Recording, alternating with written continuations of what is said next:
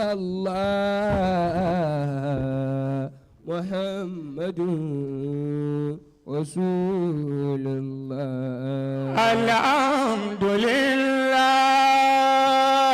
alhamdulillah, alhamdulillah, alhamdulillah, alhamdulillah, Rabbil alamin. alhamdulillah Rabbil alamin. Ijazah meta meta. Amin. Amin. Amin. Ya Allah. Anakum Allah. A'udhu billah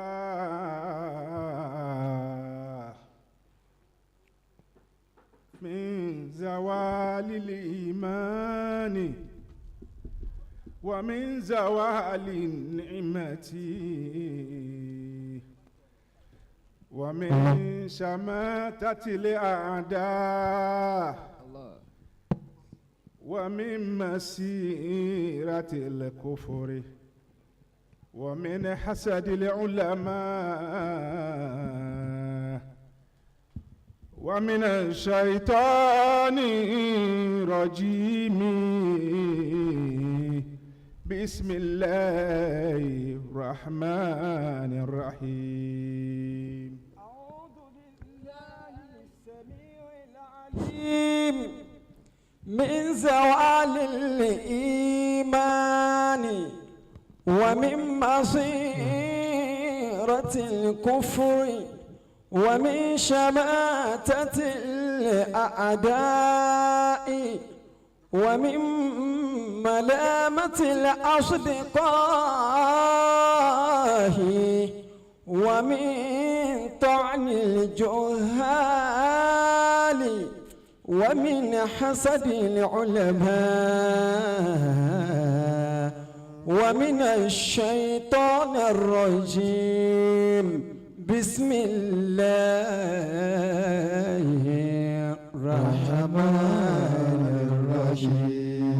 أعوذ بالله من سماتة الأعداء ومن سوائل الإيمان.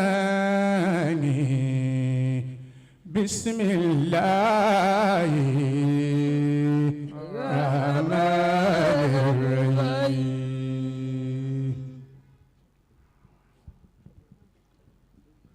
قال قائل منهم لا تقتلوا يوسف والقوه في غيابة الجب يلتقطه بعد السيارة إن كنتم فاعلين. قال قائل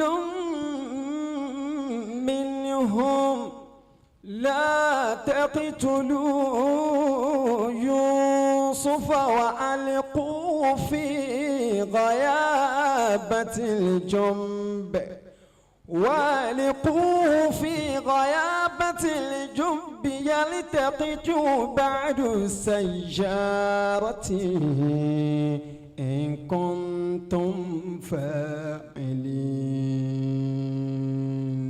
قالوا يا أبانا ما لك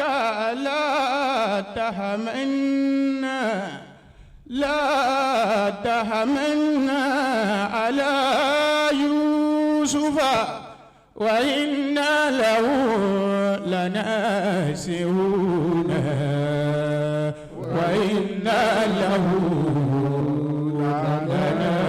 لناسون. أرسله معنا غدا يلتقي ويلعب وإنا له لحافظون.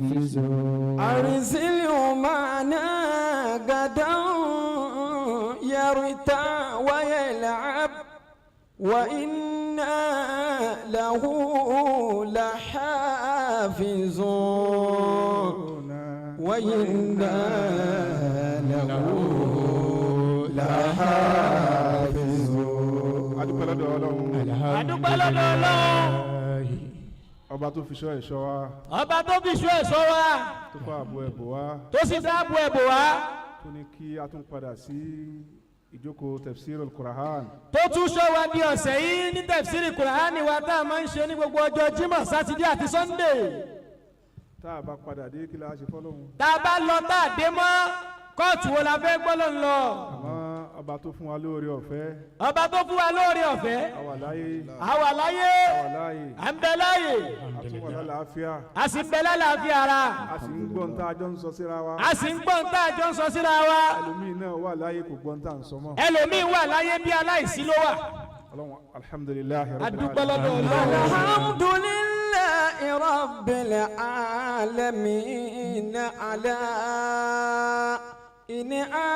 in'ami bibaqa'ir ruhi fil jasadi.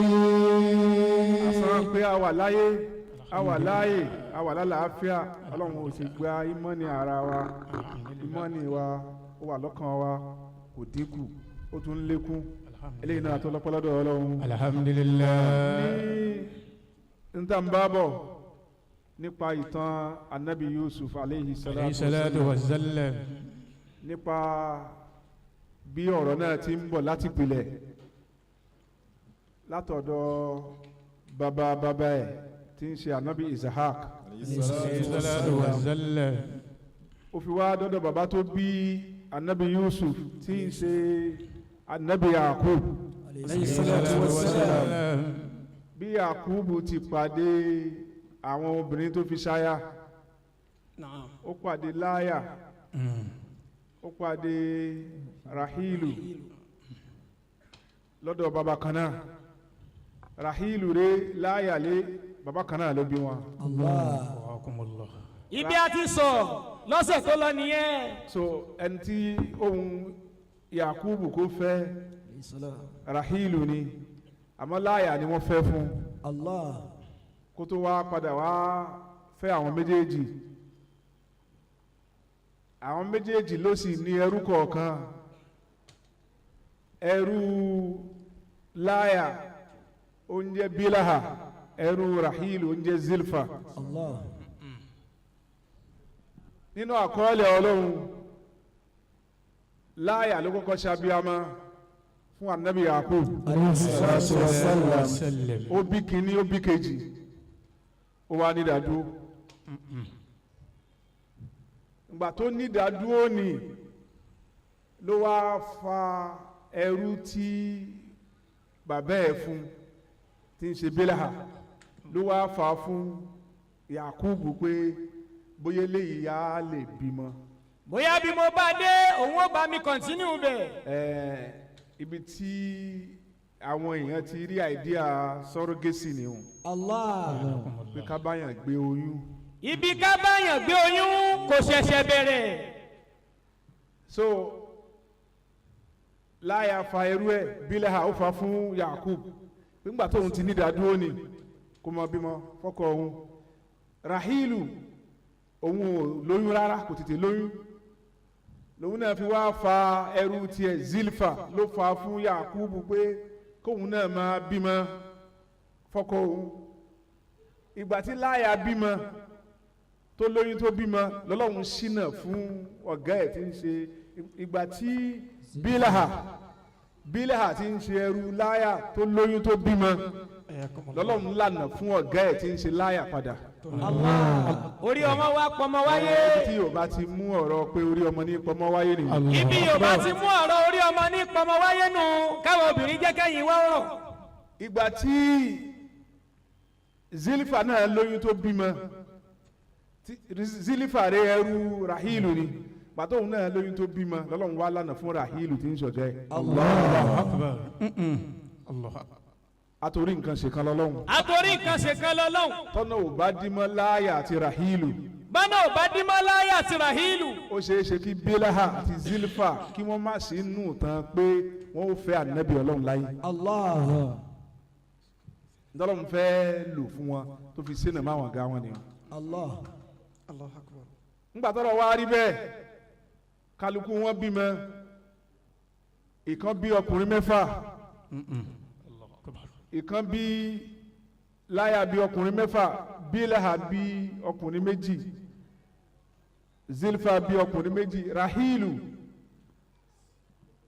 a gbọ́dọ̀ pé ní ojúlówó ìyàwó ni torí gbogbo náà lójúlówó àmọ́ ẹni tá à ń fẹ́ ó yàtọ̀ sẹ́ni tí ń fẹ́ wa. ẹni tá ń fẹ́ ó yàtọ̀ sẹ́ni tí ń fẹ́ wa o. ẹni a fẹ́ òun la mọ̀. ẹni a fẹ́ la mọ̀. rahilu náà wá bí 2 ó bí Yusuf ó bí Bunyamin. Allah ẹni a fẹ́ nù. ọwọ́ ń bàbọ̀ bẹ́ẹ̀ ńgbà tágbà wá dé ìlara dé ńjọ́ tí àánú Ọlọ́run bá ti ń dé ẹni tí ó máa pẹ̀gàn àánú Ọlọ́run lára rẹ̀ Ọlọ́run ó máa gbé tiẹ̀. níjọ́ tá àánú Ọlọ́run bá ti ń dé Ọlọ́run ó kó àwọn irinṣẹ́ kan tiẹ̀ àwọn irinṣẹ́ tí ó máa pẹ̀gàn. Ọlọ́run rán ẹ létí pé ibi tí dẹ̀ra náà ti ń bọ̀ má gbàgbé bẹ̀. má gbàgbé ibi tó ti ń bọ̀. ọba tó mú dẹ̀ra náà wá ó lè sọ dẹ̀ra náà tó o bá fọlọ́run náà lẹ̀. Allah.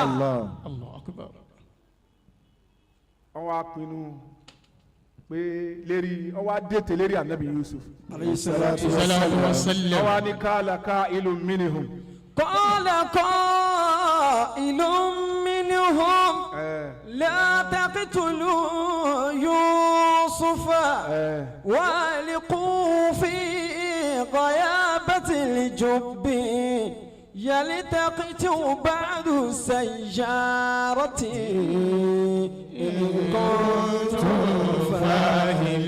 nígbà tí wọ́n pété pé káwọn mú Yusufu kúò lọ́nà nìkan làwọn fi lè rojú rẹ bàbá wọn. qala qa'ilun minhum ẹnìkan nù wọn Yahuda ẹni tó jẹ́ ẹ̀gbọ́n gbogbo wọn àgbà Rubilu lẹ̀gbọ́n wọn àgbà. Rubilu ó ń lẹ̀gbọ́n wọn àgbà. Ọlọ́run má dalẹ̀ wa rú. má dalẹ̀ wa rú o. gbogbo ọjọ́ tí ọlá ò bá sí lọ́wọ́ ẹni tí ń bẹ ń wájú ilé náà yìí sábà tò. gbogbo ọjọ́ tí ọlá ò bá sí lọ́wọ́ ẹni tí ń bẹ ń wájú tó wà lọ gbọ́là nílé wọn fún last born. kódà kó má jẹ last born. kódà kó má jẹ last born. tí ò bá gbogbo ọjọ́ Maulana Sheikh Ibrahim radiyallahu anhu. ibi tí Ọlọ́run ti bẹ̀rẹ̀ sí yọ̀ǹda ọmọ fún wọn ibẹ̀ náà lọ láti bẹ̀rẹ̀. Allah. Maulana Sheikh Alhaji Abdullahi Yas. ó jẹ́ kí dáwùlà náà títí dàárọ̀ yìí kó wà unshakable. ó jẹ́ kí dáwùlà náà ó jẹ́ kí mímì ká má lè mí. àlífà ẹlẹ́ẹ̀karùn-ún ló wà lérí dáwùlà àbáṣe Ibrahim báyìí. Allah. ìgbà tí bàbá ṣe Ibrahim kọ́kọ́ lọ Maulana Sayyidi Aliyu Size bàbá Sayyidi ni bàbá ṣe Ibrahim kọ́kọ́ fi ilẹ̀ pé wa in ana mitu fala baqiya illa Allah wallahu khalifati min ba'di wal waladu salih wal waladu libarru as-Sayyid Aliyu Size. njọ́ tí n bá lọ ìwọ Ọlọ́run ìwọ ni orólé mi ìwọ ni bandilé mi mú àmọ́ ẹni tí ó máa wá dì í mú lábára òun ni Aliyu Size. bàbá Sayyidi ló wá ló ládàbí ńgbà tí wọ́n ka wá sí àṣehù ńjọ́ Jímọ̀ àkọ́kọ́ tí wọ́n kí lẹ́yìn ṣe Ibrahim. bàbá Sayyidi ó ní lan atakaddama ala Ibn Sheikh abadan. ó ní àwọn ọmọ ṣe bá máa wà láyé. àwọn ọmọ sẹ́wù ń bẹ láyé. ní ṣáájú wọn lé ní gbogbo ọ̀nà. ní ṣáájú wọn bí gbogbo ọ̀nà. mo gbé ìlàáfà alẹ̀ fún bàbá ṣe Ibrahim sì ti sọ sínú wàsíyà wọn ipe Maulana Alhaji Abdullahi Yas òun làgbà ọmọ mi òun ni kò sì máa darí àwọn àbúrò ẹ̀. bàbá Sayyidi wá gbé ìlàáfà òun lẹ̀ fún bàbá Sheikh Abdullahi Yas. bàbá Sayyidi wá gbé ìlàáfà alẹ̀ fún Sheikh Abdullahi Yas. Sheikh Abdullahi wá lò ó fún bíi 27 years. Allahu Akbar. wọ́n fi ọ̀dọ́ bẹ̀rẹ̀ wọ́n sì ṣiṣẹ́ nínú hadara Sheikh Ibrahim. nígbà tí baba Sheikh Abdullahi papòdà baba wa Sheikh Ahmed Yas wọ́n làwọn lọ sọ fún Ìyáfàtú tó jẹ́ àkọ́bí baba Sheikh Ibrahim lóbìnrin àwọn làkọ́bí wọ́n ju Alhaji Abdullahi lọ. wọ́n ní ntí ó tẹnu Ìyáfàtú jáde ni pé baba mi ṣe kú ni. bàbá mi ṣe kú ni. látara ipa tí Alhaji Abdullahi tí wọ́n kó nù láǹfààní. irú ẹ̀ bọ́lọ́mù tí máa ṣètò ẹ̀ ọ̀tọ̀ọ̀tọ̀ ni lọ́dọ̀ anabi Yakub Rubilu làgbà àmọ́ òun gan ni ìmáàmù àwọn oníkèéta. Allahu akbar. Yahuda òun kéré sí Rubilu lọ́jọ́ orí kálá ká ìlú mínihùn Yahuda ló wá sọ láàrin wọn pé. Qala qailun minhum la taqtulu Yusufa. Yahuda ló wá sọ fún wọn pé inú àwọn mẹ́wàá tí wọ́n ń pètèpèrò Yahuda ló wá ní ẹ bá má jẹ́ apá. ẹ má jẹ́ apá Yusufu. Ọlọ́run gan yìí fẹ́ kí ẹ̀mí ẹ̀dá ó tọwọ́ ẹ̀dá bọ̀. iṣẹ́ Ọlọ́run làwọn èèyàn ẹ má bàjẹ́. ẹ má pa Yusufu. Allah. wa alikuhu. wa alikuhu fi ghayabatil jubbi. Ó ní ẹ má pa Nabi Yusuf. wa alikuhu fi ghayabatil jubbi. Ó ní èyí tẹ́ ẹ fi pa Anabi Yusuf tí ẹyẹ ní bá nífẹ̀ẹ́ yàn soft landing ni ó máa wá fún yàn. ẹni tó bá nífẹ̀ẹ́ yàn gbogbo tí ó máa rọrùn ni ó máa wá fún yàn. Ó ní ẹ má pa. ẹ má pa. wa alikuhu fi ghayabatil jubbi. Ó ní ẹ sọ fi ghayabatil jubbi bí maana ma gaba wa azlam min ka'ari al-bi'r. Ma gaba ibi tójú òní tó jìnnà téèyàn ó tẹ̀rì síbẹ̀ wà azlama ibi tó wá dúdú parí min ka'ari al-bi'r. nísàlẹ̀ kànga pátápátá. ó ní ká má pa àmọ́ kí wọ́n jù sínú kànga. ẹ tí o bá sọ bẹ́ẹ̀ wọ́n máa fojú ọ̀tá wò wọ́n náà. wọ́n máa fojú ọ̀tá wò wọ́n náà àtẹni wọ́n pa lẹ́ẹ̀kan náà àtẹni wọ́n pa díẹ̀díẹ̀ ikú náà ní méjèèjì. qala qailun minhum la taqtulu Yusufa wa alquhu fi ghayabatil jubbi yaltaqitu ba'du sayyara ba'du al-musaffirin ba'du al-musaffirin. tẹ́ ẹ bá sọ sínú kànga wọn ó ṣeé ṣe kó dá sí pé ní àwọn arìnrìn àjò tí wọ́n ń lọ tí wọ́n wá ní bùkátà sí omi ó ṣeé ṣe kí wọ́n gbé láti bẹ̀ tí wọ́n bá sì gbé wọ́n ó gbé jìnnà réré ni. àníyàn wọn ni pé kí bàbá àwọn Yakub àti Yusuf kọ́ má fojú kanra mọ́ tálkì àmọ́ òfìdé. torí ìfẹ́ tí bàbá ní sí Yusuf. torí ìfẹ́ tí bàbá ní sí Yusuf. ó ní in kuntum fa'ilin. tó bá pé lóòótọ́ ẹ wo ó kọ́kọ́ ó ní kò fẹ́ kí wọ́n pa. kò fẹ́ kí wọ́n pa. kò sì fẹ́ kí wọ́n ṣe ń jàmbá. kò sì fẹ́ kí wọ́n ṣe ń jàmbá níbo ni wọ́n fẹ́ dúró síbi méjèèjì. àmọ́ ó ti rí lára wọn pé àwọn eléyìí ṣayatínù ni wọ́n. bẹ́ẹ̀ bá sì fẹ́ pabuké kéèyàn pabuké èwo ni bọ̀dá tẹ́yìn ń dùn. ó ní in kuntum fa'ilin tẹ bá ṣe insist pé ẹ ṣáà fẹ́ ṣe nǹkan kan fún Yusuf ẹ má pa ẹ sọ sí kànga. Allahu akbar. Qalu ya abana. gbogbo wọn wá lọ bá bàbá wọn. Ma laka la tahamanna. wọ́n ní wọ́n bàbá wa a ti máa ń ṣàkíyèsí tipẹ́tipẹ́ ma laka la tahamanna. kí ló fà á ó ní àfọkàntán kankan nù wa ala Yusuf. ala Yusufa. lórí anabi Yusuf ó fọkàntán wa lórí anabi Yusuf ó nífọkànbalẹ̀ lérí wa nínú wa lérí anabi Yusuf. wa inna lahu lanasihun. kò sí tó lè ṣe Yusuf lọ́wọ́ wa fún wa ní anabi Yusuf fílẹ̀ fún wa tó o bá fílẹ̀ fún wa nahanu mushfikuna alayhi.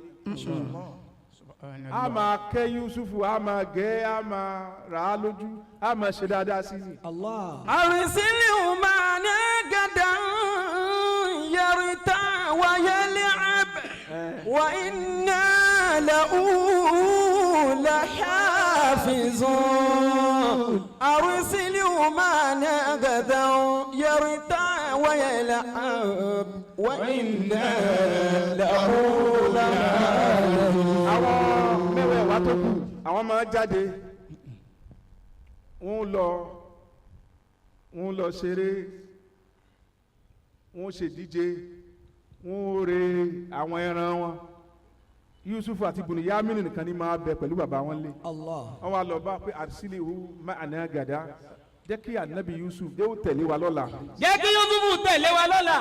rán jáde pẹ̀lú wa. rán jáde pẹ̀lú wa kó yé déjúmọ́lé mọ́. ẹ má jẹ́ o máa déjúmọ́lé. Allah. ọmọ tí ń déjúmọ́lé. ọmọ tí ń déjúmọ́lé. kò ní ní àwọn qualities tí ọmọ tí ń jáde kò ní ní. kò ní ní àwọn nǹkan tí. kò ní rí challenges kankan. bàbá àti màmá ẹnìkan náà ni ó máa interact pẹ̀lú ẹ. Allah. ẹnìkan ò ní fọ létí rí kó mọ tó yẹ kó òun ò ṣe tẹnìkan bá fọhùn létí. bàbá fọ létí yóò padà bú sẹ́kún nígbà tí òmò bí ti ń lọ ń ta. arsilihu ma'ana gada. arsilihu ma'ana gada. yarta wa yal'ab. ẹ jẹ́ ó tẹ̀lé wa yarta yóò gbádùn. eríṣiríṣi nǹkan la á ṣe fún. wa yal'ab yóò ráyè ṣeré dáadáa. wa inna lahu lahafizun. bàtà ní nǹkan mi ta fẹ́ ṣe òun náà lá máa sọ. iṣẹ́ ìkìlàgà. jọmọ o ní láti wà careful. ṣọ́ra o. àwọn èèyàn máa fi poison sínú oyin fún yàn. àwọn èèyàn máa fi poison síbẹ̀ tó rọ́ mọ̀ tó yín dùn. tó rọ́ yín dùn. tó o bá ti ń la báyìí ó lè tètè mọ́. o ní mọ̀ pé poison wà mí. Allah. ẹ wo àwọn ọ̀tá wọ́n sì kó ọ̀rọ̀ dídùn wọ́n sì gbé lẹ̀ fún. ó ń ṣẹlẹ̀ bẹ́ẹ̀ náà dé ní o. Allah wọ́n kò dórí bàbá wọn. ẹnìkan sọ fún mi ó ní ìlú àwọn mi ìfẹ́ dákọ̀ ìlú náà. Allah. lọ́wọ́ òkè báyìí. tọ́. nígbà àwọn bá fẹ́ báyàn jà àwọn kọ̀ọ̀kan mú un lọ́rẹ̀ẹ́. Allah. débi pé níta dánwò bá ṣe ayé ò ní fura sáwọn. irú ẹ̀ náà wà dàárọ̀ yìí. ó sọ bẹ́ẹ̀ fún bàbá wọn pé àwọn ò máa sọ. qala inni la yazunni an tazhabu bihi. Ànábì Yakubu tí ń ṣe bàbá wọn ó sì ti sùnjọ́ kan wá lálàá ó rí ìkòkò 10 tí wọ́n ń lé Ànábì Yusuf alayhi salatu tí wassalam. wọ́n fẹ́ pa ìkòkò kan péré ló wá gba Yusuf lẹ̀ lọ́wọ́ ìkòkò 10 ọ̀hún. lẹ́ẹ̀kan náà ilẹ̀ kò lanu ni la ilaha illallah. ilẹ̀ bá gbé Ànábì Yusuf mi. alayhi salatu wassalam. bàbá wọn ò wá rí Yusuf mọ́ aláyé ló wà lẹ́mìí ẹ̀ aláyé ló wà lọ́kàn ẹ̀ pé àwọn nítorí lójú oorun ìkòkò 10 ni àwọn tó wá tọrọ Yusufu ọmọ 10 ni wọ́n. la ilaha illallah. qala inni la yazunni an tazhabu bihi. Ànábì Yakubu wá sọ fáwọn ọmọ ẹ̀ ó fún wọn lésì pé yóò jẹ́ bànújẹ́ púpọ̀ fún mi. an tazhabu bihi kẹ́ wá lọ pẹ̀lú Ànábì Yusuf. wa akafu an ya'kulahu zihibu. kẹ́ wá padà dé kẹ́ wá ní ìkòkò ti jẹ́. wa antum anhu gafilun. ibi tẹ́yìn tí ń ṣeré tẹ́ tí ń ṣeré èje bóyá ń gẹṣin ni bóyá ń sáré ni bóyá ń ju nǹkan ni kọ́kàn yín wá fọ́nú fọ́ra kẹ́ gbàgbé Ànábì Yusuf kẹ́ wá padà dé kẹ́ wá sọ fún mi pé ìkòkò ti jẹ́ yóò jẹ́ tó bà mí nínú jẹ́ púpọ̀. qalu la inni akala udhibu wa nahnu usibatun inna idhan la khasirun inna idhan la khasirun. ìgbà tí Ànábì Yakub alayhi salatu wa sallam tó ní inni akhafu an ya'kulahu dhi'b pé mò ń bẹ̀rù pé kẹ́ ẹ má padà dé kẹ́ ẹ wá sọ fún mi pé ìkòkò ti jẹ Ànábì Yusuf alayhi salatu wa sallam. mo ń bẹ̀rù pé kó má fi pẹ́ padà dé ẹ máa wá sọ pé kòkò jẹ Yusufu ẹ máa wá sọ the story that touches the heart. albala'u mu'akkal bil mantiq. àdánwò ọmọ ènìyàn sì ní àti fi kọ́ sórí ahọ́n ẹ̀ Ànábì Muhammad ló wí bẹ́ẹ̀. wal bala'u muwakkalun bil mantiq. sọ́n tó máa fa wọn sọ. ṣé tó máa wí o. pàápàá jùlọ tó bá jáládùá. tó o bá jáládùá. má gbéra rẹ ṣépè. má gbéra rẹ ṣépè. má fọmọ tó bí ṣépè. má fọmọ tó bí ṣépè. má sọ̀rọ̀ tí ò dá sí ara rẹ. má sọ̀rọ̀ tí ò dá sórí ara rẹ. tó wá torí pé àwùjáde kó pé kọ́ lè gbẹ́ gbọ́ pé ntẹ́ sọ pé mo ṣe yìí tó bá pé lóòótọ́ ló ṣe gbogbo ògùn tó wà nínú Al-Qur'an ìfọ́sílẹ̀ ìṣàlọ́kà. ó wá sọ fọ́kọ pé wà láyé mi kọ́ ni mo jẹun. látàkùn fatubutala innal bala mu'akkalu bil mantiki. gbogbo ń tá a bá fa wọn sọ. gbogbo ń tá a bá fa wọn sọ. tá a bá fẹnu sọ. tá a bá fẹnu sọ. yóò ṣe o. yóò ṣe o. حيث قال إنه يخاف أن يأكله الذئب. tó kó bá Nabi Yakubu náà ni pé inni akhafu an ya'kulahu dhib. Olóhùn ń bẹ̀rù pé kẹ́ ẹ má sọ pé ìkòkò ṣe kí ni ó jẹ àná. ẹ má sọ pé kòkò jẹ. سيأتي الخبر أنه أكله الذئب. n tó ti mú Nabi Yakubu fẹnu sọ. alayhi salatu wa sallam. kábàrù ó padà wá pé ìkòkò jẹ Yusuf sani. لا سيما وهو من أهل الله من خواص الحضرة. bàbá ṣe bá máa ní ẹbí ọlá ni pé Nabi Yakubu pé min kí ni. لا سيما من أهل الله من خواص الحضرة. àkọ́kọ́ min halillah àwọn ará ilé Ọlọ́run. àwọn ará ilé Ọlọ́run. nínú wọn la Nabi Yakubu wa. wọ́n lẹ́ẹ̀kejì min khawasil hadra nínú àwọn ẹ̀ṣà nínú ààfin Ọlọ́run. nínú àwọn ẹ̀ṣà nínú ààfin Ọlọ́run. ó la Nabi Yakubu wa. ó la Nabi Yakubu wa. tó ti lè mú sọ jáde. tó ti lè sọ jáde. yóò ṣe. ọ̀rọ̀ jáde àṣẹ tẹ̀lé. ìwọ náà ṣọ́ra. ìwọ náà ṣọ́ra o. tó máa fa wọn sọ. tó máa fa wọn sọ. tó máa fẹnu sọ. tó máa fẹnu sọ. لما خاف من غير الله. ọ̀rọ̀ tá Nabi Yusuf jẹ tó sọ yìí àkóbá ló padà jẹ fún lamman khafa min ghayrillah n tó ti lè mú tó lè bẹ̀rù nǹkan mi lẹ́yìn Ọlọ́run. عاتبه الله على ذلك. dandan Ọlọ́run ó bá wí. فلذلك يأتي الخبر الآن أن الولد أكله الذئب.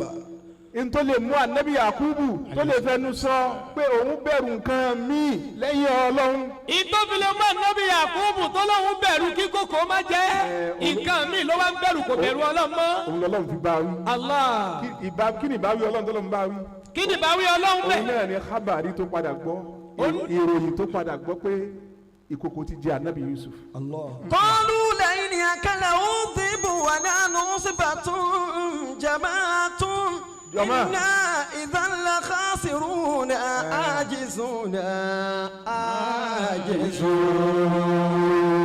ọ̀tọ̀ ni àwọn al-abrar ọ̀tọ̀ ni al-mukarrabun. àwọn al-abrar àwọn tí wọ́n bẹ̀rù Ọlọ́run tí wọ́n ń páyà Ọlọ́run tí wọ́n ń ṣe dáadáa màkàmàkà ni wọ́n wà. wal-mukarrabun àwọn olùsúnmọ́ Ọlọ́run màkàmà mi làwọn náà wà ààyè mi ni wọ́n wà wájú Ọlọ́run. ntí al-abraru àwọn abraru bá ṣe tó bá jẹ́ dáadáa sayyi'atu lil-mukarrabin ẹ̀ṣẹ̀ ní fáwọn tó súnmọ́ Ọlọ́run. Allahu akbar. à ń bọ̀ ń bẹ̀ ń jọ mi. anakumullah. hasanatul abrar sayyi'atu lil-mukarrabin dáadáa tí àwọn ẹni ire tí wọ́n bá ṣe tí àwọn olùsúnmọ́ Ọlọ́run bá ṣe ẹ̀ṣẹ̀ ní fún wọn. lóbi dá sí pé ní kò sẹ́nìkan láyé tí kì í ṣe lọ́hùn. kò sẹ́ni tí ò ń ṣe lọ́run láyé. o ò sì lè ní ọ̀nà tó máa fi ṣe lọ́hùn. o ò sì lè sọ pé o mọ́ kúrò níbi ẹ̀ṣẹ̀. gbogbo àwọn ẹ̀ṣẹ̀ táwa ń wò ó ká parọ́ ká jalè ká ṣe ṣìnà ká mọtí ká parun jẹ ká àwọn lọ́dọ̀ àwọn ẹni Ọlọ́run àwọn ti kọjá gbogbo eléyìí. àwọn ti kọjá gbogbo oyún ni. irú ẹ̀ṣẹ̀ táwọn ń ṣẹ̀ lọ́dọ̀ Ọlọ́run irú ẹ̀ ní tá Nabi Yakubu ṣe yìí. Allah. inni akhafu an ya'kulahu dhib. inni akhafu an ya'kulahu dhib. wọ́n kan náà tí wọ́n bá ti gbé ẹ̀mí kúrò lọ́dọ̀ Ọlọ́run. animughafilun. tí wọ́n bá ti gbé ẹ̀mí wọn kúrò lọ́dọ̀ Ọlọ́run tí wọ́n ti gbẹ́mí wọn sọ́dọ̀ nǹkan ẹ̀mí dunallah tó yàtọ̀ sọ́lọ́hun ó ti di ẹ̀ṣẹ̀ fún wọn wájú Ọlọ́run. ó ti dẹ̀ṣẹ̀. irú ẹ̀ ló ṣẹlẹ̀ sáà nàbí Yakubu yìí. alayhi salatu wassalam. ونحن صبة إنا إذا لخاسرون عاجزون نحن عشرة رجال عندهم صغير يأخذ الذئب. àwọn ọmọ nàbí Yakubu wá sọ fún bàbá wọn pé làyín ẹ̀kálẹ̀ udhib n tó bá fi mú kòkò jẹ Yusufu. ìdí kòkò bá fi jẹ Yusufu. wà náà nù ọ̀sibà táwa sì pọ̀ bá a ti pọ̀ yìí. a jẹ́ pé àwọn wà capable enough láti mójútó àbúrò àwọn ni. àwọn yàgbà yanu. قالوا لئن أكله الذئب ونحن عصبة إنا إذا لخاسرون. nígbà tí wọ́n rí i pé gbogbo táwọn ń sọ kò fẹ́ ran ànábì Yakub. ìgbà wọn rí i pé gbogbo excuse tí wọ́n mú wá ìran bàbá. wọ́n á padà lọ bá ànábì Yusuf fún rẹ̀. wọ́n wá fa ojú ànábì Yusuf mọ́ra. wọ́n wá fa ojú Yusuf mọ́ra. ó kàn ń jòkó ó kàn ń dọ̀lọ́ arẹ́nu lé ní. ó kàn ń dọ̀lù ní. tẹ̀lé wa jáde. falamma zabu bihi wa ajmahu. tẹ̀lé wa jáde wá lọ catch fun. wá lọ káàtì fọ́ọ̀nù. wá lọ ṣeré. wá lọ ṣeré. wá lọ gbádùn. wá ká lọ sí operation no dolly. n gbogbo tí wọ́n ń sọ yìí ó ti wù ànábì Yusuf. ó ti wù Yusuf nígbà tí ò ṣerú ẹ̀ rí. wọ́n wá sọ fún pé tó bá ti dọ́dọ̀ bàbá wa. tó bá dọ̀dọ̀ bàbá wa. sọ fún pé o fẹ́ tẹ̀lé wa lọ. sọ fún bàbá kó fẹ́ tẹ̀lé wa lọ kí wọ́n yànda ẹ̀. sọ fún gbogbo yànda ẹ̀. kí wọ́n yànda ẹ̀. yajalu fi gayabatil jubbi. wọ́n wá jọ lọ bá ànábì Yakubu padà. ọwọ́ jọ lọ bá bàbá padà. nígbà tí wọ́n débẹ̀. nígbà wọ́n débẹ̀. ànábì Yusuf fún rẹ̀ ló sọ̀rọ̀.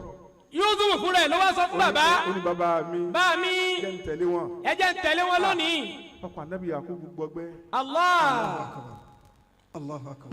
ọmọ tí ò fílẹ̀ rí kò fílẹ̀ rí ìṣẹ́jú kan. Allah. ẹ̀wọ̀n kẹ́ ọmọ tó sì nífẹ̀ẹ́ sí ni tó yẹ pé fún rẹ̀ náà ló wá pé jẹ́ ń tẹ̀lé wọn. a ti wá ṣe báyìí. ọmọ tí ò kó nu lérí tó wá wọ secondary school tẹ́wọ́ lẹ fẹ́ lọ fi sí bọ́dì ara màmá ọmọ ọgbọ̀n ni pé Ọlọ́run níbo la tún fẹ́ já sí yìí. gbogbo àwọn parents tó ní ọmọ ń bọ́dì lọ́dọ̀ wa. Allah. kò síjọ́ tí wọ́n mú ọmọdé tí wọ́n ní sunkún. wọ́n dé wọ́n kọ́kọ́ sunkún àmẹ́kún ayọ̀ ni. àmọ́ ọmọ tí wọ́n ń torí ẹ̀ sunkún in the next 5 minutes ọmọ ti ń gbá bọ́ọ̀lù. ọmọ tí ń gbá bọ́ọ̀lù ara ọmọ ti mọ́lé. ara ọmọ ti mọ́lé. ilẹ̀kùn yín ẹ̀yin ìyá. falamma zabu bihi wa ajmahu an yaj'aluhu fi gayabatil jubbi. nígbà tí anabi Yakubu eventually tó wá padà agree pé kí anabi Yusuf kó tẹ̀lé wọn. ẹ wo Ọlọ́run gbogbo àwọn ẹ̀gbọ́n níjẹ́ tí wọ́n bá ń lọ bàbá wọn máa dágbére fún pé wọ́n á dágbére ó dàbọ̀ àwọn náà sì ní ó dàbọ̀. Allah. ìgbà tí ó wá fẹ́ yọ̀ǹda kí Yusuf tẹ̀lé wọn ó ní ẹ jẹ́ ń sìn yín. ẹ jẹ́ ń sìn yín. Allah. ó ní ẹ jẹ́ ń sìn yín. ó sìn wọ́n. ńgbà tó sìn wọ́n ó wá dúró sáàyè kan lórí òkè ń wá ń wò wọ́n bí wọ́n ti ń lọ. ṣé ẹ sì mọ̀ pé ẹni ibi náà máa ń fura. ẹni tó bẹ́ẹ̀ ṣe kà òun náà máa ń fura. òun máa sọ ẹ àmọ́ ńgbà tí wò láníyàn tí ò da ìwọ ò ní sọ. ìwọ ò ní sọ. àmọ́ ìfẹ́ tí Yakubu ní sí Yusuf lòun fi sìn wọ́n. Allah. ńgbà tó wá sìn wọ́n dáàyè kan. Allahu akbar. yanzuru ilayhim qala fatakaddamu. وتقدموا وصعد الشيخ على جبل عالٍ مرتفع. ibi tí ìfẹ́ anabi Yusuf tó mú Yakubu lẹ́mìdé ó sin Yusuf pẹ̀lú àwọn ẹ̀gbọ́n ẹ̀ nígbà tó sìn wọ́n tán ó wá lọ dúró lérí òkè kan lérí òkè tó ga tí ó máa wò wọ́n lọ́ọ̀kan. ينظر إليه فما داموا يرونه حملوه على الأعناق. nígbà táwọn náà rí i pé anabi Yusuf alayhi salatu wassalam. anabi Yakubu nígbà tí wọ́n rí i pé ó ń wo àwọn. hamaluhu ala al-anaq. wọ́n wá gbé Yusuf wọ́n gbé nkọ́nkọ́ lọ́rùn. Allah. jẹ́mọ̀ kí ọmọdé máa nífẹ̀ẹ́ kí wọ́n gbé nkọ́nkọ́ lọ́rùn. ọmọdé máa ń nífẹ̀ẹ́ kí wọ́n gbóhùn ní kọ́ńkọ́ lọ́rùn. wọ́n wá gbé nkọ́nkọ́ lọ́rùn wọ́n ń bá a ṣeré. wọ́n bá a ṣeré. falamma ghaba ash-shaykh wa inqata'a an-nazaru. inú Ànábì Yakubu náà wá dùn pé èyí tá a rí alhamdulilayi. inú bàbá wa dùn pé a dúpẹ́ lọ́dọ̀ àmọ́ lẹ́ẹ̀kan náà walamma ghaba ash-shaykh wa inqata'a an-nazaru. lẹ́ẹ̀kan náà tí Ànábì Yakubu tó yẹ̀yìn padà wa inqata'a an-nazar tójú yẹjú tóhun yẹ̀yìn. رماه الذي حمله على عنقه رميا عنيفا. Allahu akbar. títóbi ni fún Ọlọ́run. Allahu akbar. nínú ọ̀gá fi ní tọ́jú báyìí ẹ má jẹ́ kó wọ́n yẹ. على عنقه رميا عنيفا. lẹ́ẹ̀kan náà tí wọ́n rí i pé bàbá àwọn ò rí àwọn mọ́ ojú bàbá àwọn ò tó àwọn mọ́ èyí tó gbé Yusufu ní kọ́ńkọ́lọ́rùn nù wọn lẹ́ẹ̀kan náà ó kàn sọ Yusufu lẹ̀ lójijì ni. ó kàn sọ́lẹ̀ lẹ́ẹ̀kan náà ni nígbà téèyàn bá ń jẹ wrestling. رماه رميا عنيفا كاد أن تنكسر أضلاعه. ó la Ànábì Yusufu mọ́lẹ̀ ní lílà mọ́lẹ̀ tó wà very violent débi pé díẹ̀ ló kù kí ẹ̀gbẹ́ Ànábì Yusufu ó kàn. فقال يا أخي Ànábì Yusufu wá wò pé yá akhi ẹ̀gbọ́n mi. ما حملك على ما فعلت. kí ni mo ṣe tó wàrà ti kẹ́ ẹ là mí mọ́lẹ̀ bẹ́ẹ̀ ti là mí mọ́lẹ̀. kí ni mo ṣe ṣé mo ṣèṣì jábọ́ lọ́wọ́ yín ni àbẹ́ mọ̀ọ́mọ́ là mí mọ́lẹ̀ báyìí. فاستغاث بالآخرين. ó wá ń pe gbogbo àwọn ẹ̀gbọ́n ẹ̀ tó kù ní kankan. فوجد من كل واحد منهم أشد ما وجده من الآخرين. Ànábì Yusufu wá rí i pé pípé tóun bá pe léyìí response tóun ó rí lọ́dọ̀ ẹ̀ ó tún burú ju tàkọ́kọ́ lọ. ومدوا عنه. tó bá pe ẹlẹ́ẹ̀kẹta response tí ó rí lọ́dọ̀ ẹ̀ yóò tún burú ju tẹ̀lẹ́ẹ̀kejì lọ. ومضوا عنه وتركوه. àwọn tí wọ́n láwọn máa ṣọ́ Yusufu wọ́n wá fi Yusufu lẹ̀ wọ́n wá ń lọ tí wọ́n pa Ànábì Yusufu tì. فجعل يقف آثارهم. Ànábì Yusufu wá lé wọn ń lé orípa wọn ń tẹ̀lé wọn. وينادي كل واحد منهم باسمه. Ànábì Yusufu wá ń pe gbogbo wọn ní kankan bọ̀dá Rúbílù bọ̀dá Rúbínù. bọ̀dá Yahuda ó tún pọ́n wọn ló bá wọn fi bọ̀dá sí. bọ̀dá Ṣàmùhún. bọ̀dá Ṣàmùhún. ń pè wọ́n kankan kó lè rí i pé nínú gbogbo wọn ta ni yóò ṣètò òun. ta ni ó ṣe tòun. وهم لا يلتفتون إليه. kódà àwọn ò tiẹ̀ wẹ̀yìn wò débi tí wọ́n dà lóhùn. واشتد حر الشمس عليه. nínú ètò Ọlọ́run dọ́tà wí ó wá jẹ́jẹ́ tí òòrùn gbóná púpọ̀. وأخذ العطش. òòrùn tó gbóná yìí ó wá mú òǹgbẹ ó mú òǹgbẹ Ànábì Yusufu. فقال يا أخي يا أخي روبيل. ó wá pe ẹ̀gbọ́n wọn àgbà tí ń jẹ́ Rúbílù oníwọ̀ ẹ̀gbọ́n mi. اسقني فإن العطش قد أضرني. bùn mí lómi òǹgbẹ tí ń gbẹ mí irú ẹ̀ ò gbẹ mí rí láyé. òǹgbẹ tí ń gbẹ mí ìró òǹgbẹ mi rí láyé. فعمد إلى الماء واللبن فأراقهما. Rúbílù wá gbé omi واللبن ó tún gbé Lábánì ó tún bù فأراقهما. ó ń bu méjèèjì sínú kọ́ọ̀pù ó wá bí ìgbà téèyàn fi nǹkan yán ni lójú وقال ó wá gbé síwájú Ànábì Yusuf. وقال يا صاحب الأحلام الكاذبة. ó ní wàhálà làárọ̀. ìwà alálàárọ̀. يا صاحب الأحلام الكاذبة. ó ní wàhálà làárọ̀. ìwà alálàárọ̀. ودع الشمس والقمر والكواكب تسقيك وتطعمك. الله أكبر. ودع الشمس والقمر والكواكب تسقيك وتطعمك. ó ní Rúbílù wá ní wàhálà làárọ̀. ìwà alálàárọ̀. ó yá pé oòrùn léni. ó yá pé òrùn lónìí. pé òṣùpá. pé òṣùpá lónìí. pé rawọ̀. pèrè àwọn lómi fún ẹ lómi. ó yá ní kí wọ́n fún ẹ lómi kí wọ́n rẹ̀ ẹ́ ló ń bẹ. lẹ́ẹ̀kan náà ara fún Ànábì Yusuf. aláfọ Ànábì Yusuf. àwọn ará bíi wọ́n ti gbọ́ àlá mi. wọ́n gbọ́ àlá mi. ṣe é rántí àlá àkọ́kọ́. Allah. inni ra'aytu ahada ashara kawkaban wash-shamsa wal-qamara. wash-shamsa wal-qamara ra'aytu Ànábì Yusuf ni mo rí ìràwọ̀ mẹ́wàá. mo rí ìràwọ̀ mẹ́wàá. mo rí òṣùpá. mo rí òṣùpá. mo rọrùn. gbogbo wọn forí balẹ̀ fún mi. gbogbo wọn forí balẹ̀ fún mi. àti rùbílù wá sọ̀rọ̀ yìí. فلما أن علم حكده من أجل رؤياه ìgbà tí rùbílù wá sọ̀rọ̀ yìí. جعل ara wa fu Ànábì Yusuf pé wọ́n ti gbọ́ àlá tó ń rọ fún bàbá òun. جعل يقبل أقدامهم ويتعلق بأذيالهم. jọ̀mọ́ wá sí ńlá lélẹ́yìí. ọ̀rọ̀ ńlá lélẹ́yìí o. gbogbo ẹni tó bá ṣe ní bàbá láyé. gbogbo ìwọ tó bá ní bàbá. àbí tó bá níyà láyé. àbí tó níyà láyé. àbí gbogbo ẹni tí ń rolé pé tí ń ronú pé òun ò rolé bàbá àwọn lọ́la. àbí gbogbo ẹni tí ń ronú pé òun rólé bàbá òun lọ́la. àbí gbogbo ẹni tí bàbá ẹ̀ jẹ́ ṣéyíkù àbí gbogbo ẹni tí bàbá ẹ̀ jẹ́ àfa. àbí gbogbo ẹni tí bàbá rẹ̀ jẹ́ àfa. gbogbo àpọ́nlé tí wọ́n bá ń tà fún ẹ lẹ́ni ìwọ kọ́ ni wọ́n ń pọ́nlé o. gbogbo àpọ́nlé tí wọ́n fún ẹ lónìí ìwọ kọ́ ló ní o. wọ́n lẹ́nìkan tí wọ́n sì ń tijú ni o. wọ́n ti jú ẹnìkan ni o. wá sí tí máa ń ṣe fúnra mi rè. Allah. wá sí tí máa ń ṣe fúnra mi lélẹ́yìí. wá sí tí bàbá máa ń ṣe fúnra wọn rèé. gbogbo ẹni tí ń bá ń pọ́n ní ilé lẹ́ni o tí ì lè sọ pé ń pọ́n ẹ lédè ó dọ̀la náà. gbogbo ẹni tó pọ́n ẹ lé lónìí o tí ì lè mọ̀ bóyá ni àpọ́nlé ní ẹlọ́dún ẹ̀jọ́ dọ̀la. torí pé inú ètò Ọlọ́run ìlẹ̀kẹ̀ ò ní já kó padà pé mọ́. ilẹ̀kẹ̀ ò ní já kó padà pé mọ́. ẹlòmíì ń pọ́n ní ilé nítorí pé àfa wa ni.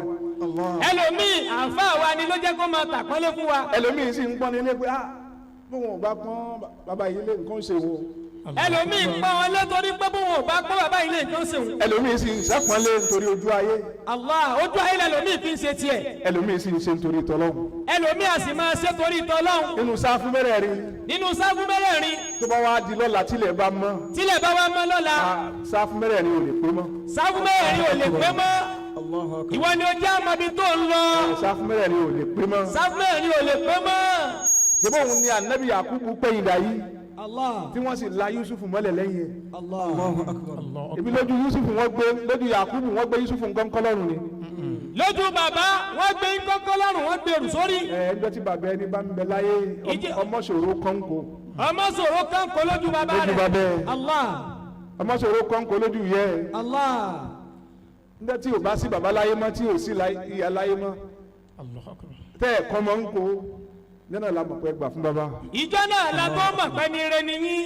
فلما أن علم حكده من أجل رؤياه جعل يقبل أقدامه ويتعلق بأذياله ويقول يا إخوتي. gbàtà Ànábì Yusuf ti wá rí i pé ọ̀rọ̀ Allah ló dá wàhálà alẹ̀. ó wá rí i pé òun ò ní choice ju pé kóun máa bẹ àwọn ará bíi lọ. òun ò ní jẹ́sì ju kó ń bẹ̀ wọ́n lọ torí wọ́n pọ̀jù ń lọ. ẹ̀bẹ̀ là á dó ṣìkà o. ẹ̀bẹ̀ là á bẹ òṣìkà. ó wá ń dì wọ́n mú. ó wá ń dì wọ́n mú. ìwà ńlá ńlẹ̀ fún wọn. ìwà ńlá ńlẹ̀ fún wọn. يقبل أقدامهم ويتعلق بأذياله ويقول يا إخوتي ارحموا حداثة سني وقلة حيلتي. ó ní ẹ ti ẹ̀ ṣàánú mi ẹ̀wọ̀jú orí mi. ẹ wo pé mo kéré sí yín. وقلة حيلتي. yàtọ̀ sí pé mo kéré mi lágbára tẹ́nìkankan nù yín. ní ìlágbára tó yín. وارحموا أباكم. tẹ́ ẹ bá tiẹ̀ wo tèmi ẹ má kan bàbá yín lẹ́yìn ọ̀kan. ẹ má kan bàbá yín lẹ́yìn ọ̀kan. kò ní í ṣe mí kó má kan bàbá wa. ìkó ní sẹ́mi kó má kan bàbá. فما أسرع ما نسيتم وصيته ó yájú tẹ sáré gbàgbé àdéhùn tẹ bá bàbá mi ṣe. ẹ ti gbàgbé àdéhùn tẹ bá bàbá ṣe kí tó kù. ó yájú. ó ti yájú. láàrin ìgbà wo sí ìgbà wo. nígbà wo sí ìgbà wo. bẹ́ẹ̀ bá jẹ́ tó bá jẹ́ lóòótọ́ ọ̀rọ̀. olóòótọ́ ọ̀rọ̀. tí bá máa sọ òótọ́ ọ̀rọ̀ kọ̀ǹdíṣàn tó ń kólé wa yóò sì sọ bẹ́ẹ̀ pa yóò sọ. bẹ́ẹ̀ pa yóò sọ ẹ ti mọ̀ pé olódodo lélẹ́yìí. ìjọ ni bàbá mi sì pẹ̀yìn dáná. ìjọ wo ni bàbá mi sì pẹ̀yìn jà. ẹ ti yà ń ṣe mí báyìí. ẹ ti yà ń ṣe mí báyìí. وعدتم حرمته ìwọ tó yẹ kẹ́ ẹ fún mi lára kẹ́ ẹ fún bàbá mi lára mi ẹ ti dáwọ́ náà nù. ẹ ra aláre. فقالوا له اليوم آخر أيامك من الدنيا. báwo lè dààmú ara ẹ. àlìyáwó èní. آخر أيامك من الدنيا. eléyìí lọ́jọ́ tó ló gbẹ̀yìn láyé. èní náà ló ráyé mọ́. فقال kò sẹ́ni tí ó gbọ́jọ́ ọkú ẹ̀ tẹ́rù òní bá. kò sẹ́ni tí ó gbọ́jọ́ ọkú ẹ̀ tẹ́rù òní bá. لا تفعلوا ذلك. ẹ má ṣe bẹ́ẹ̀. àságbá ti kú yóò ń parọ́ ni. ẹ má ṣe bẹ́ẹ̀. ẹ má ṣe bẹ́ẹ̀. لكم عبدا ẹ má ṣe ما bẹ́ẹ̀. عشتم. látẹ̀ní lọ mo fọlọ́run búra yín sọ̀rọ̀ àmì dẹrú yín. gbogbo bó bá ti wù yín ẹ máa ṣe mí. yìí bẹ́ẹ̀ fi pa mí ẹ jẹ́ ń dẹrú yín. ولا أخبر والدي بصنيعكم. mo sì fọlọ́run búra gbogbo ń tẹ́ ẹ ṣe fún mi pátá èyí sọ fún bàbá wa. ولا أخبر والدي بصنيعكم. mi ní sọ fún bàbá wa. أو قدر يا أحباب قلبي وهكذا أهان بالعذاب وأقتل بالوهم فديتكم ما تعلمون بأنني بعين الذي ينهى عن الجور والظلم فيا سامع النجوى ويا رائم البكاء ويا سامع النجوى ويا راحم البكاء ويا موقد الغرق اجرني من الغم ويا موقد الغرق اجرني من الغم أو قدر يا أباب قلبي وكذا أو قدر يا أحباب قلبي وكذا يا أباب قلبي ẹ̀yin ẹ̀gbọ́n mi tí mo nífẹ̀ẹ́ sí. أو قدر àṣẹ fẹ́ tàn mí ni. وهكذا ṣé báyé ti rí rè. وانوا بالعذاب وأخذل بالوهم. ẹ wá sọ mí dẹni yẹpẹrẹ. ẹ̀yin ẹ̀yẹ́ mi. بلا ذنب. ọlá bàbá wa gbolẹ̀ lára mi bílà zambi ẹ̀yin náà sì mọ̀ láàrin àtọ́lọ́hún pé mi lẹ́sẹ̀ kan tí mo ṣe yín. وهانوا بلا ذنب. eléyìí jẹ́ ká mọ̀ pé èyàn ò ní láti ṣe ẹni ibú kó tó bẹ̀rẹ̀ sí ní lépa ẹ̀rẹ́ láìda. má wàá sọ pé mi ò ṣe mi ò rò ó. ẹ bá mi bí wọ́n pé kí n mo ṣe. kí n mo ṣe kò dìgbà tó bá ṣe. àṣà pé ń dáa fún ẹ náà ẹ̀ṣẹ̀ náà ni. ń dáa fún ẹ lọ́dọ̀ ẹ̀ṣẹ̀ ni lọ́dọ̀ àwọn tí wọ́n fẹ́ kó dáa fún ẹ. lọ́dọ̀ eléré ibú ẹ̀ṣẹ̀ ni kó dáa fún yàn. lọ́dọ̀ eléré ibú ẹ̀ṣẹ̀ ni kó dáa fún yàn. kéèyàn nílọ síwájú ọ̀ṣẹ̀ ni lọ́dọ̀ ẹni tó wà lójú kan. kéèyàn ó nílọ síwájú ẹ̀ṣẹ̀ ni lọ́dọ̀ ẹni tó wà lójú kan. kọ́lọ̀ ó gbé ẹ ga ẹ̀ṣẹ̀ ńlá ni lọ́dọ̀ ẹni tọ́lọ́run rẹ̀ ńlẹ̀. kọ́lọ̀ ń gbé wọn ga ẹ̀ṣẹ̀ ni lọ́dọ̀ ẹni tọ́lọ́run rẹ̀ ńlẹ̀. torí yóò máa fẹ́ kí gbogbo ayé dàbí tòun ni. أحباب قلبي وهكذا. oníṣẹ́ pé kíkẹ́ rí rẹ̀ bá a ti ń jobi lọ́jọ́ ẹ̀dẹ̀. وهانوا بالعذاب وأخذل بالوهم. láì sẹ́ni láì roni ẹ sì fojú ọlá bàbá mi gbolẹ̀ lára mi. فديتكم ما تعلمون بأنني بعين الذي ينهى عن الجور. ó ní mo fira mi ilẹ̀ fún yín. mo túra mi ilẹ̀ fún ẹ yín. jẹ́ n sọ fún yín ẹ jẹ́ n fi mọ̀ yín. ẹ jẹ́ n sọ fún yín. ما تعلمون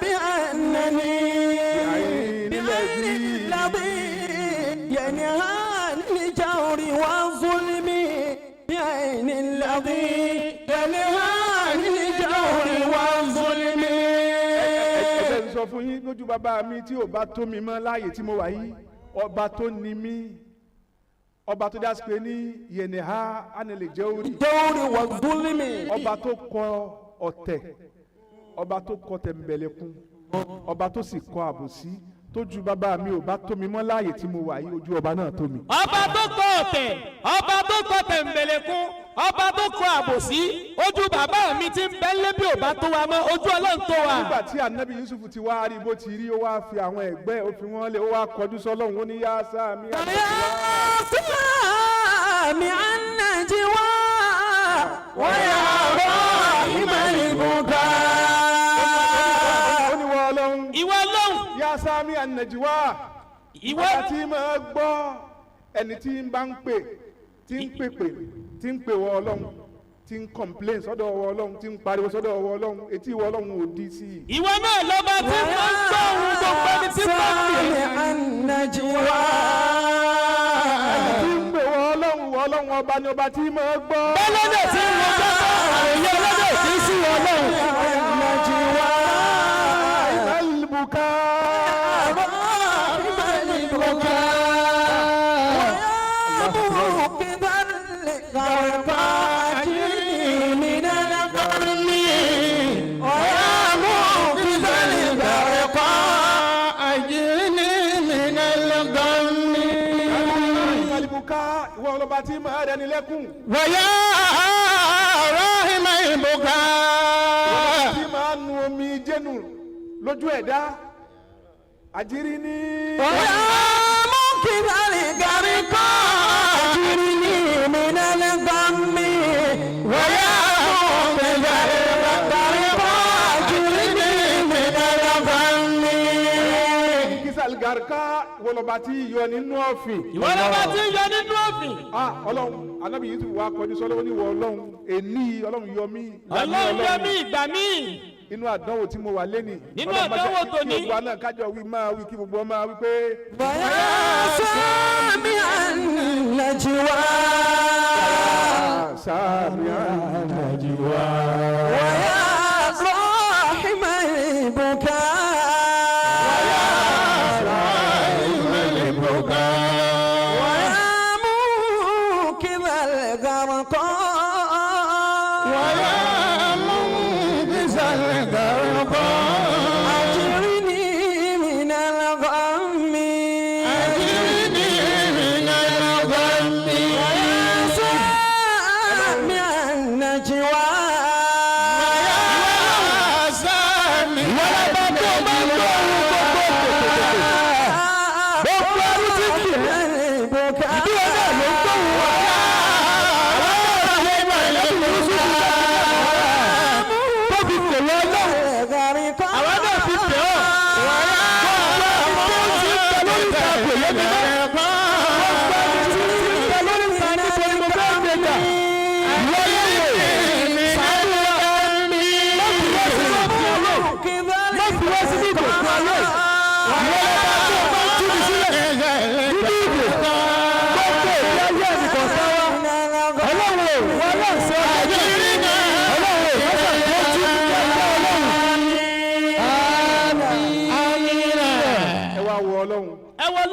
pẹ̀lú gbogbo bá nàbí Yusuf ti ṣe tó yìí. bó ti ṣe tó yìí. àwọn Yorùbá wọn ní àrò kò ṣe kí ni kò ràn ká. àrò òrùka. Allahu Akbar. ìkà ò sì pé kílé alára máa wò ó. ìkà ò mara ìkà ò mẹyẹ ìkà ò mọ̀ pé kí n ti kù ó má bàjẹ́. kò sì ní kílé alára ó máa wò ó. ìkà ò sì wọ́n pé kílé alára má wò ó. ọmọ má ṣe mí ń kà. ọlọ́run má ṣe mí ń kà. má fún mi ní kàbí. bó o bá ṣe mí ní kà tó fún mi ní kàbí má fà mí lè ká lọ́wọ́ olúwa mi. Má fà mí lè ká lọ́wọ́ olúwa mi. má fà mí lè ká lọ́wọ́ olúwa mi. Má fà mí lè ká lọ́wọ́ olúwa mi. Yakubu alayhi salatu wassalam. bí ìgbà tó fọ anabi Yusuf lé àwọn ọ̀kà lọ́wọ́ ni. bí ìgbà tí bàbá rẹ̀ tó ń fa ní ìkà lọ́wọ́ ni. àmọ́ ó fa lé wọn lọ́wọ́ káde wọn Ọlọ́run lè ṣẹ. àmọ́ ó fà á lé wọn lọ́wọ́ torí àdéhùn ọlọ́run kó lè ṣe ni. zahabu bihi. فلما ذهبوا به واجمعوا أن يجعلوه في غيابة الجب wọ́n wá ọmọ anabi Yusuf lọ. wọ́n mú anabi Yusuf lọ. وأجمعوا أن يجعلوه wọ́n resolve wọ́n pinnu. wọ́n pinnu pé àfi káwọn ó ṣàpá Yusuf náà ni. àfi káwọn fi gẹ̀yà bá tẹ̀lé fífi káwọn ó sọ sínú kànga. وأوحينا إليه لتنبئنهم بأمرهم هذا وهم لا يشعرون ذهبوا به وأجمعوا أن يجعلوه في غيابة الجب. wọ́n ti pinnu láti sọ anabi Yusuf sínú kànga. wọ́n ti pinnu láti jù sínú kànga. adam Muhammad sallallahu alaihi wa sallam. anabi malaika Jibril alayhi salatu wa sallam. ó ní ó bi anabi njọ́ anabi bi malaika Jibril njọ́ kan. alayhi salatu wa sallam. Allahu akbar. Allah. Ayakumullah. Qawakumullah. anabi bi malaika Jibril njọ́ kan. قال رسول الله صلى الله عليه وسلم لجبريل يا جبريل anabi ní wọ Jibrila. أنت مع قوتك ó ní أنت مع قوتك هل أيت قط ó ní pẹ̀lú bọ́lọ́mù ti ṣe é bó ti lágbára tó yìí. ǹjẹ́ هل أيت قط ǹjẹ́ gbogbo iṣẹ́ tó ń jẹ́ fọlọ́hún èwo ló ti ǹjẹ́ kan tiẹ̀ wà ń bẹ̀ rí tó dẹ́ ẹ lágara rí ǹjẹ́ iṣẹ́ kan wà tó dẹ́ ẹ lágara rí pẹ̀lú bí agbára ọlọ́run tó wà lára rẹ ti tó.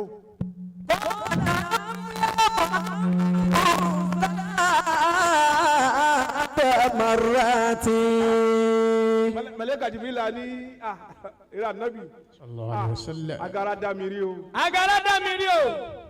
bíi tí máa rí náà ni ojú tí gbogbo àwọn èèyàn máa fi ń wo àfáà bíi pé nǹkan kan kì í ṣe àfáà ni. ojú táwọn èèyàn máa fi ń wo àfáà bíi pé nǹkan kì í ṣe àfáà ni o. kò yẹ kí nǹkan ṣe àwọn ṣéwù. kò yẹ kí nǹkan ṣe àwọn ṣéwù. àwọn ṣéwù náà mú mọ́ra ni o.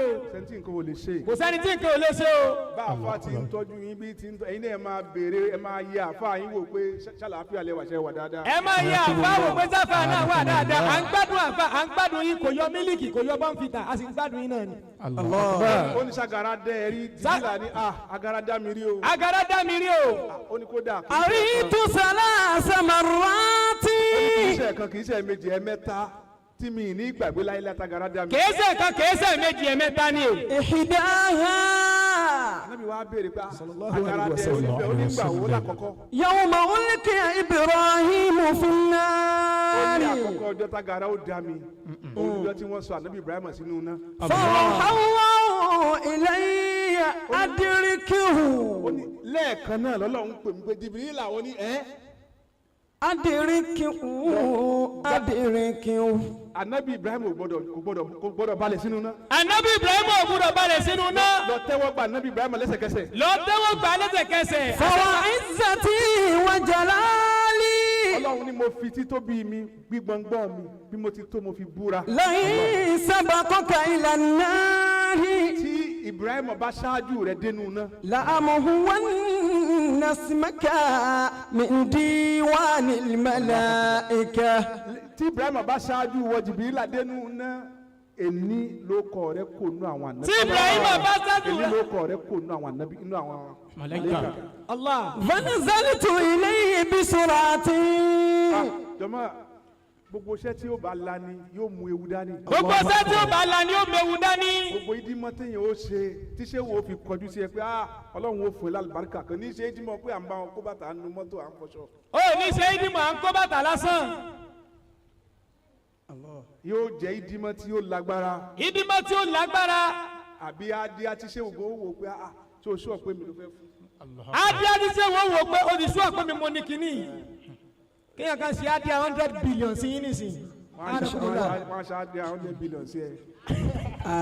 Anakumullah baba. aláti ò bá lè ṣe èyí oore pọ̀ lọ́dọ̀ Ọlọ́run jù bẹ́ẹ̀ lọ. orí pọ̀ lọ́dọ̀ ọlọ́run. ونزلت إليه بسرعة Ọlọ́run tí Ibrahim bá ṣáájú rẹ̀ dénú ná iyọ̀ ẹ̀ kó nù àwọn màláíkà èmi Ọlọ́run. tí Ibrahim bá ṣáájú ẹ̀ níbẹ̀.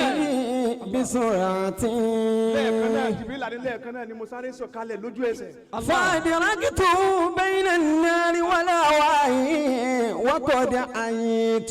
kí Ibrahim wọ ọ̀nà báyìí mo rà á mú. ẹni wọ́n bẹ́ jù sínú iná lóṣòdì tí wọ́n wá sọ lórí tí ń bẹ lábẹ́ òkúta mo rà á pé. mú ni ó ka garaba mi. Allah. ó dààmú mi ó fún mi wàhálà. فقلت له يا إبراهيم mo wá sọ fún Ibrahim pé ألك حاجة؟ kí ló fẹ́ béèrè ní tó bá fẹ́. قال أما إليك فلا. Ibrahim wá dáhùn pé ṣé látọ̀dọ̀ tiẹ̀. فلا. ní nìkan kan lọ́dọ̀ rẹ̀. الله. ìnídìí kankan lọ́dún ẹ̀. ọba tó ní mí nìkan mo ti bùkátà nǹkan. ọba tó rún ẹ wá ọ̀dọ̀ ẹ̀ ni mo ti bùkátà nǹkan. lọ́mọ ẹ̀kọ́ ń bẹ́ẹ̀ bẹ́ẹ̀ o. ẹ̀kọ́ ń bẹ ń bẹ. gbogbo ohun tó bá mú oore wá bẹ́ẹ̀ Ọlọ́run lò ní o fúnra Ọlọ́run ló ṣoore fún ẹ o. gbogbo ohun tó bá mú oore wá bá ẹ Ọlọ́run ló ní o. báwa jẹ́ kí nǹkan náà dí ẹ lójú kó gbàgbé Ọlọ́run. má jẹ́ kí nǹkan náà di ẹ lójú kó gbàgbé Ọlọ́run. تسألن ابن آدم حاجة وصل الذي أبوابه لا تغلق. ẹni tílẹ̀kùn ẹ̀ ò sí ní títì ni ó béèrè orí lọ́wọ́ ẹ̀. ẹni ilẹ̀kùn ò sí títì ni ó béèrè lọ́wọ́ ẹ̀. ó ní àkúndọ́ta gara ó kọ́kọ́ dáhùn ọjọ́ àkọ́kọ́ ni. والثانية حين أمر إبراهيم بذبح ولده. ó ní ẹ̀ẹ̀mẹ́ta lagara dáhùn láyé. ẹ̀ẹ̀mẹ́ta lọ́kọ̀ tí ń jíṣẹ́ Ọlọ́run. lagara dáhùn. والثانية lagara ó kọ́kọ́ dá níjọ́ ti Ànábì Ibrahim àmọ́ ألقي في النار. a máa wo aago náà ni. bí wàásù bá ti ń dùn mọ́ wa náà lá máa wo aago. 6:30 ti kọjá. 6:30 ti kọjá. 7 láwà. tó 7 la wà. ẹlẹ́ẹ̀kejì tá gara dá Jìbìrìlà àti ẹlẹ́ẹ̀kẹta tí agara dá Jìbìrìlà àti pé kí ni sábàbí ṣe bọ́lọ́run ló dá Yakubu òun ló dá Yusuf kí lè tọ́lọ́run fi ya Yakubu àtọmọ ẹ̀ Yusuf fún 80 years tí wọ́n fojú kanra wọn. Allahu akbar. n tó fa sábàbí ẹ ìwọ tó ní kò ségun ìdílé. ìwọ tó ní kò ségun ìdílé. ó bá di lọ́la ó gbọ́. bó o tún ti ń ròyìn wọn tún ti ń ṣe é báwọn náà. alala ilaha illallah alala ilaha illallah alala illallah alala ilaha illallah rabbana salli ala alala ilaha بسم الله الرحمن الرحيم يا فتاه افتح لي يا فتاه افتح لي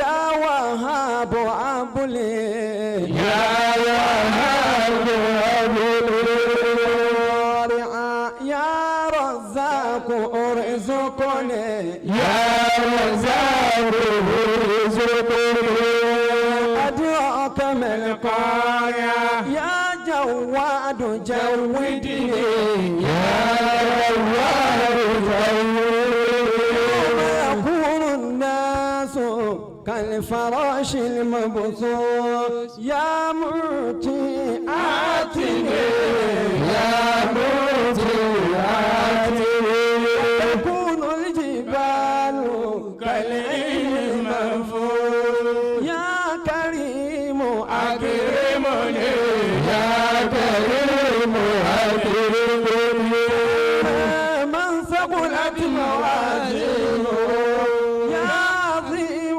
عزمني يا عزيم عزمني في عيشة راضية يا منجي ناجني يا منجي ناجني من خفت موازينه يا متفضل فضلني يا متفضل فضلني موها يا واسع واسلي يا واسع واسلي أدعوك ما هي يا مغني أغنني يا مغني أغنني يا رب خير لخلقي من يرفع البلوى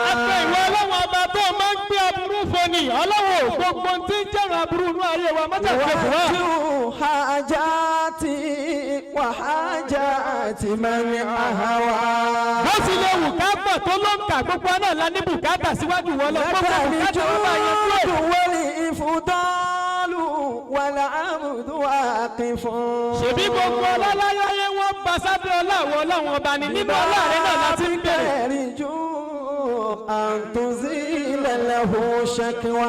àwọn tó fún lọ́wọ́ tó bá di lálẹ́ wọn tilẹ̀kùn lé wọn wọ́n tún fajá sí ilẹ̀kùn wọn lọ́wọ́ bò ní ti ilé. àlímù ní àlímù.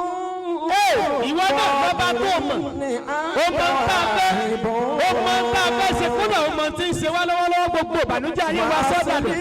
شهون العبد في سر والنجوى. ìwọ lọ́ba tó mọ̀ ń sọ fún ẹ̀dá dẹ̀rín gbogbo ẹkùn kọ̀ọ̀kan ọba sọ́dẹ̀rín gbangba.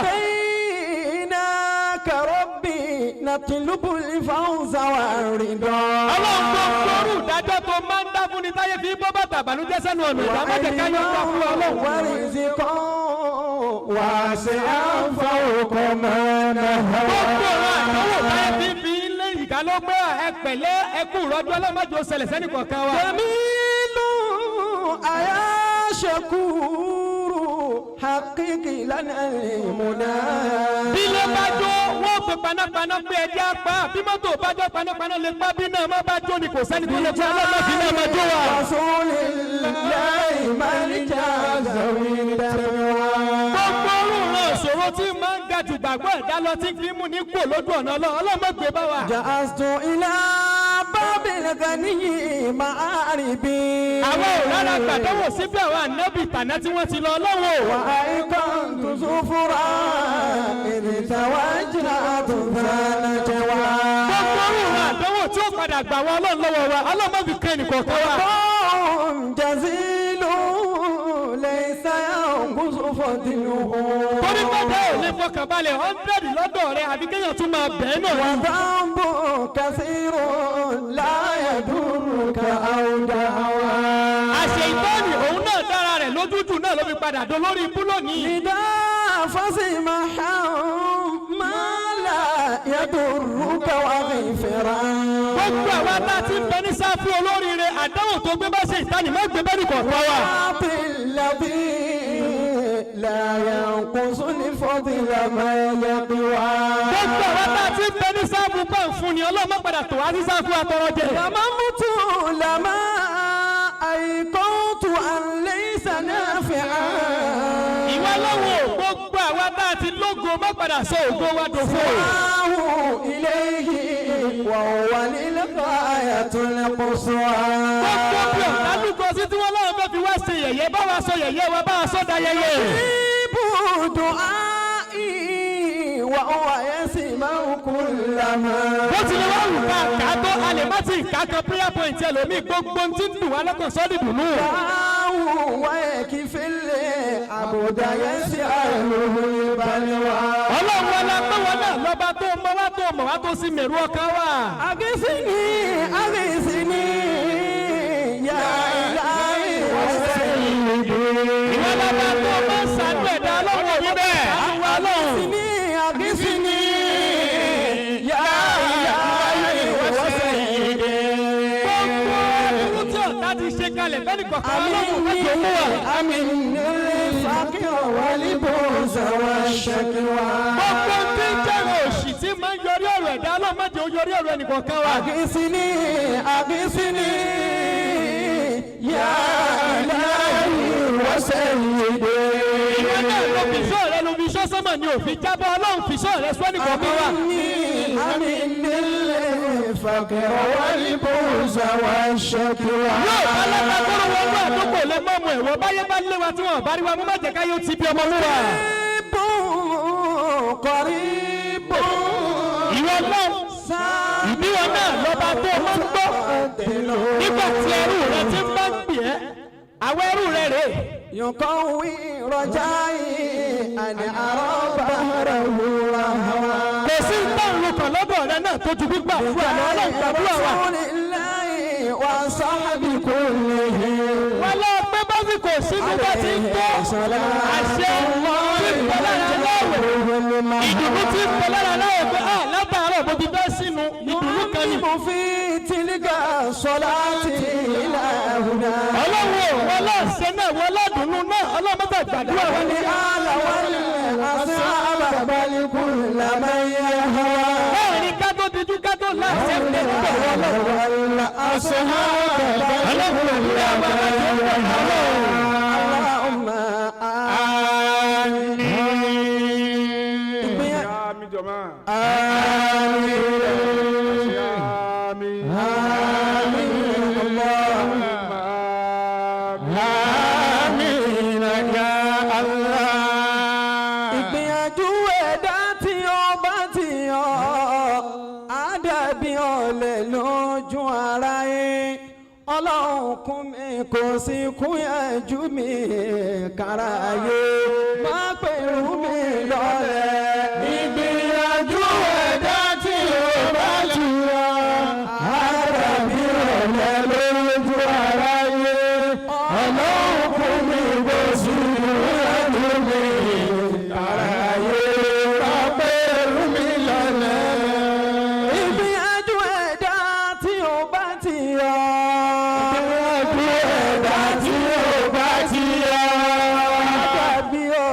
Lójú aráyé. Àdàbí ọ̀lẹ lójú aráyé. Ọlọ́run kún mi kò sí kúyàjú mi. Ọlọ́run kún mi kò sí kúyàjú mi. Káráyé máa pé mi lọ́lẹ̀. Káráyé máa pé mi lọ́lẹ̀. Ìkókò bá ṣe bẹ́ẹ̀ kò ní jẹ́ níbẹ̀. Ogun bá òkà kò ní jẹ́ níbẹ̀. Ọlọ́run dákun máa ṣàyẹ̀mí bẹ́ẹ̀ kí gbìyànjú mi kó sóre fún mi jẹ́. Bí kòkó bá ṣe bẹ̀ kò ní jẹ́ níbẹ̀. Ogun bá òkà kò ní jẹ́ níbẹ̀. Ọlọ́run dákun máa ṣàyẹ̀mí bẹ́ẹ̀ kí gbìyànjú mi kó sóre fún mi jẹ́.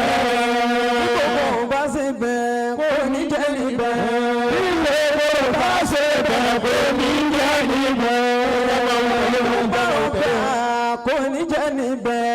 Ológun bá lè bá kò ní jẹ́ níbẹ̀. Ọlọ́run dákun máa ṣàyè mí bẹ́ẹ̀. Ọlọ́run dákun máa ṣàyè mí bẹ́ẹ̀. Ìgbìyànjú mi kó sóre fún mi jẹ́. Kí gbìyànjú mi kó sóre fún mi jẹ́. Ọ̀sẹ̀dá tó wù pé kó wáyé asán, ó lè jẹ́ pé kádàrá tó kọ̀ ni. Kádàrá àdáwò tí ọba ti dá lórí mi kọ́ lọ́hùn wọ́gi lé. Ọ̀sẹ̀dá tó wù pé kó wáyé asán, ó lè jẹ́ pé kádàrá tó kọ̀ ni. Kádàrá àdáwò tí ọba ti dá lórí mi kọ́ lọ́hùn wọ́gi lé. Ọ̀sẹ̀dá tó wù pé kó wáyé asán. Ọ̀sẹ̀dá tó wù pé kó wáyé asán. Jẹ́ pé kádàrá tó kọ̀ ni. Ó lè jẹ́ pé kádàrá tó kọ̀ ni. Kádàrá àdáwò tí ó bá ti dá. Kádàrá àdáwò tí ó bá ti dá. Lórí mi kọ́ lọ́hùn wọ́gi lé. Lórí mi kọ́ lọ́hùn wọ́gi lé. Lórí ọmọ mi kọ́ lọ́hùn wọ́gi lé. Lórí ọmọ mi kọ́ lọ́hùn wọ́gi lé. Lórí ọkọ mi kọ́ lọ́hùn wọ́gi lé. Lórí ọkọ mi kọ́ lọ́hùn wọ́gi lé. Lórí aya mi kọ́ lọ́hùn wọ́gi lé. Lórí aya mi kọ́ lọ́hùn wọ́gi lé. Lórí iṣẹ́ mi kọ́ lọ́hùn wọ́gi lé. Lórí iṣẹ́ mi kọ́ lọ́hùn wọ́gi lé. Ọmọdún ọdún ju ṣúgà lọ, bóyá ṣe dùn tó ọdún ju bẹ́ẹ̀ lọ. Àtọmọ tàbí àtòrí tàtọ́, oúnjẹ wa kò jìnnà fún wa jẹ. Ọmọdún ọdún ju ṣúgà lọ, bóyá ṣe dùn tó ọdún ju bẹ́ẹ̀